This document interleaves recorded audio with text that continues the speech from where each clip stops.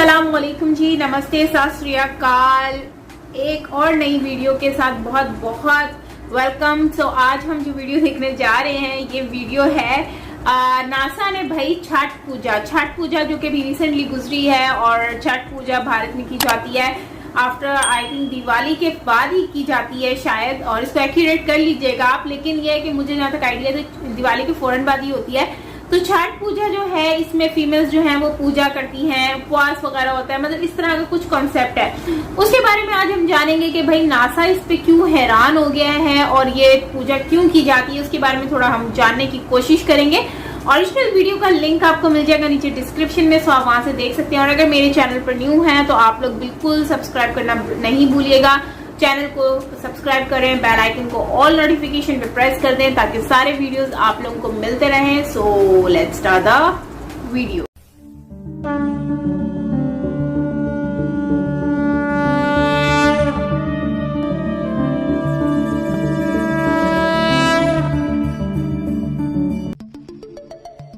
दोस्तों, आजकल देश भर में छठ महापर्व को लेकर काफी हर्षोल्लास नजर आ रहा है। लोक आस्था, प्रकृति प्रेम, पवित्रता, आज सूर्य उपासना के महापर्व छठ पर हमारे तरफ से आप सब माता बहनें, आप भोजपुरी समाज के लोगों के बहुत बहुत मंगल कामना। राजनीतिक गलियारों से लेकर टीवी डिबेट्स तक में छठ पूजा की तैयारियों को लेकर डिबेट चल रही है। ये केमिकल तेरे सर पर डाल दूं?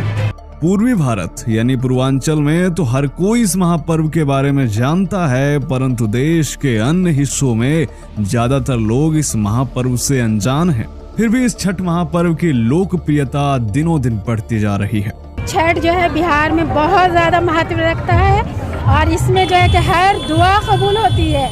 अब तो हर कोई इस पूजा के बारे में जानना चाहता है। आलम यह है कि भारत ही नहीं, विदेशों में भी छठ महापर्व की धमक साफ नजर आ रही है। इसी बीच अमेरिकन अंतरिक्ष एजेंसी नासा भी छठ महापर्व की वैज्ञानिकता को लेकर हैरान है। तो आखिर छठ महापर्व के पीछे क्या विज्ञान है, इसका इतिहास क्या है? आखिर नासा ने ऐसा क्या खोज लिया है जिससे हर कोई दंग है?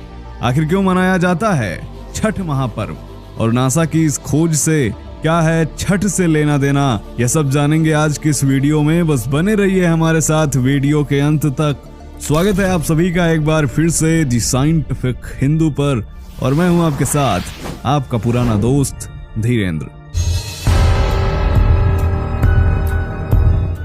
दोस्तों, सनातन संस्कृति में सूर्योपासना का महत्व केवल धार्मिक ही नहीं बल्कि वैज्ञानिक और आध्यात्मिक भी है। इस बार तो छठ महापर्व की धूम नासा तक पहुंच गई है। जी हाँ दोस्तों, अमेरिकन अंतरिक्ष एजेंसी ने सूरज की एक मुस्कुराती हुई तस्वीर जारी की है, जिसे देखकर हर कोई आश्चर्यचकित है। इस तस्वीर को नासा की एक सैटेलाइट ने कैप्चर किया है। अंतरिक्ष एजेंसी नासा ने तस्वीर साझा करते हुए इसे स्माइलिंग सन यानी मुस्कुराता हुआ सूरज कहा है। इस तस्वीर में सूर्य देव आपको मुस्कुराते हुए नजर आ रहे हैं। जैसा कि आप सभी जानते ही हैं कि छठ में सूर्य देव की ही पूजा होती है, तो इस समय इस तस्वीर का आना अपने आप में एक बड़ी बात है। लोग इसे देखकर कह रहे हैं कि छठ पर सूरज देवता प्रसन्न है। आखिर सूर्य देव की इस मुस्कुराती हुई तस्वीर के बारे में आपका क्या सोचना है, कमेंट में जरूर बताएं। चलिए आगे बढ़ते हैं।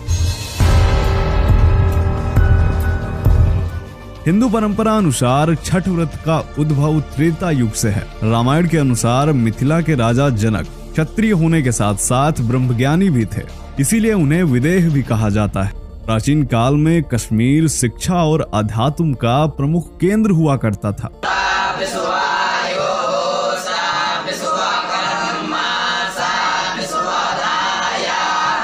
इसलिए कश्मीर के विद्वान सरस्वत पंडितों ने एक क्षत्रिय के राजा होने के साथ ब्रह्मज्ञानी होने पर प्रश्न उठाया, और उन्होंने राजा जनक को शास्त्रार्थ के लिए ललकारा। और शास्त्रार्थ के उद्देश्य से वह कश्मीरी ब्राह्मण मिथिला के लिए यात्रा पर निकल गए। लंबी यात्रा करके मिथिला पहुंचने के एक सप्ताह के बाद राजा जनक से उन्हें मिलने का समय मिला। कहा जाता है कि सभी ज्ञानी पंडित राजा जनक की प्रतीक्षा करते करते समाधिस्थ हो गए थे, और जब उनकी समाधि खुली तो उनके सभी प्रश्न गायब थे। इस विशिष्ट अनुभव के बाद उन सभी ने राजा जनक को अपना गुरु मान लिया और यहीं बस गए, और इन्हें ही आज हम मैथिली ब्राह्मण के रूप में जानते हैं। यह सभी ब्राह्मण सूर्योपासक थे। जैसा कि आप सबको मालूम ही है कि कश्मीर में आज भी मार्तंड सूर्य मंदिर खंडहर के रूप में मौजूद है और इन्हीं ब्राह्मणों ने यहाँ पर सूर्य उपासना का यह पवित्र व्रत आरंभ किया और आज से करीब 150 वर्ष पहले तक यह व्रत केवल मगध यानी पटना, गया तथा मुंगेर के कुछ क्षेत्रों में सकल द्वीपीय ब्राह्मणों तक ही सीमित था। एक मान्यता यह भी है कि शाक्य द्वीपीय ब्राह्मण, जिन्हें भोजक व मोगा ब्राह्मण के नाम से जाना जाता है, उन्होंने इस पर्व की शुरुआत की।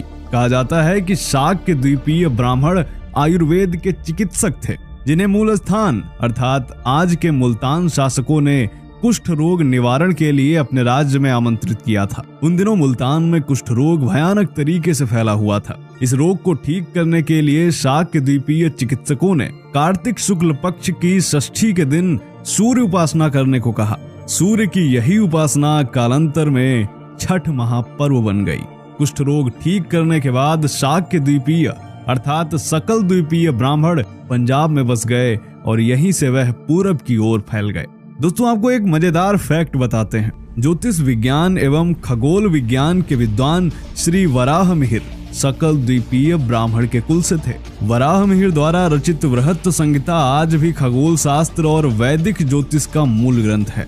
वैदिक ग्रंथ शतपथ ब्राह्मण में सदा नीरा नदी अर्थात वर्तमान में गंडक नदी में स्त्री पुरुष द्वारा सूर्योपासना और छठ पूजा का प्रमाण मिलता है। भगवान सूर्य प्रत्यक्ष देव हैं और इनकी उपासना का लाभ भी प्रत्यक्ष है।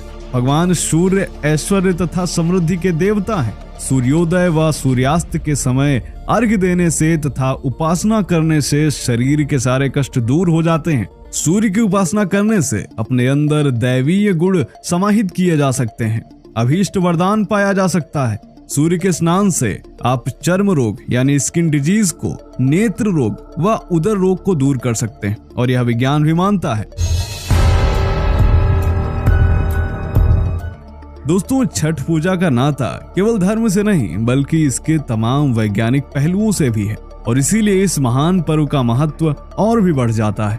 छठ पूजा का विधि विधान व्रत करने वाले के शरीर और मन को सौर ऊर्जा के अवशोषण के लिए तैयार करता है। बहुत कम लोगों को पता है कि छठ पूजा की इसी विधि से प्राचीन ऋषि मुनि कठोर तपस्या करने की ऊर्जा प्राप्त करते थे। वैज्ञानिक मान्यता की बात करें तो कार्तिक मास शुक्ल पक्ष की षष्ठी तिथि को यानी छठ वाले दिन एक विशेष खगोलीय अवसर बनता है।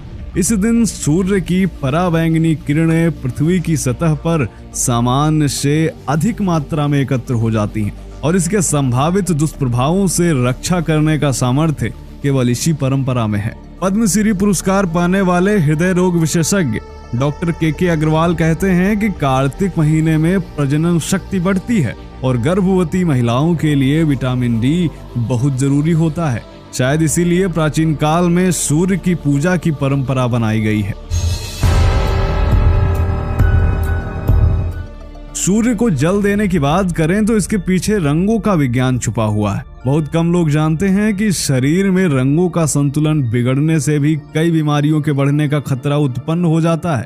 वैज्ञानिक नजरिए से देखें तो छठ का प्रसाद भी पूर्ण वैज्ञानिक है। जैसे कि चतुर्थी को लौकी और चावल का सेवन करना शरीर को व्रत के अनुकूल तैयार करने का एक हिस्सा है। इसके बाद पंचमी को निर्जला व्रत रखने के बाद गन्ने के रस या गुड़ से बनी खीर पर्याप्त ग्लूकोज सृजित करती है।